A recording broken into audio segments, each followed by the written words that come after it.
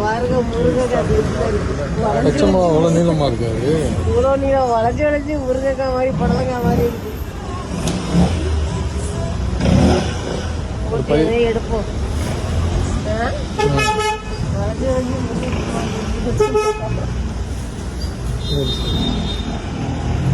தக்காளி வண்டி இல்லையா?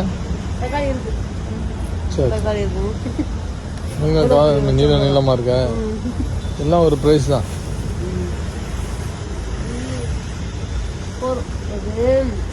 நான் இப்போ குழம்பு கலந்து என்ன பண்ணுறேன்? இந்த அவரை போட்டு எடுக்கலையா? என்ன அவரை போட்டானே? ஆமாம், பொரியல் மட்டும் சாப்பிடலாம். இதுவும் நல்லா நீள நீளமாக பெருசாக இருக்கு. இங்கேருமே வெங்காய குழம்புலாம் இது ரெண்டை நறுக்கி போடுறேன். போட்டோடனே நல்லா காரமெல்லாம். காய்கறி என்னண்டி வாங்க போகிறேன்? அங்கே என்ன வாங்க போகிற? அது வாங்க. காய்கறி தான் வாங்கிட்டேன். தக்காளி, வெங்காயம், பச்சை மிளகாய் வாங்கியிருக்கேன். என்ன இங்கே ஒரு குட்டி முட்டைக்கோஸ் பாருங்க.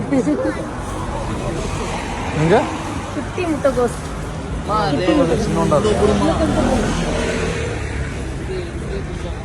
காய்கறி எல்லாம் நீங்களால அட்லீஸ்ட் ஒரு குழம்பு வைக்கலாம் மாதிரி. என்னமோ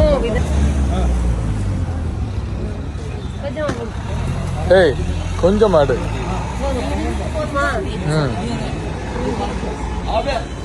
அது வேண்டாம்.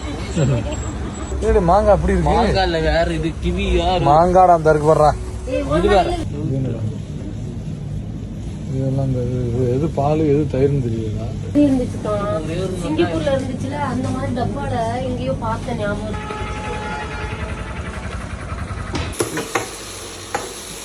துருக்கியில வெங்காய குழம்பு வச்சு கேட்ட அது நீங்க தான்.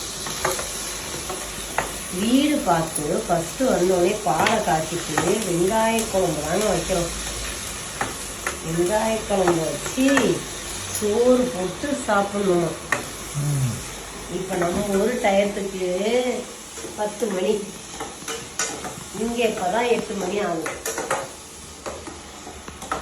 வீடியோ போடுங்க. ரொம்ப நாள் சென்று வெங்காய குழம்பு சோறு. பா ரொம்ப நாள் கீழே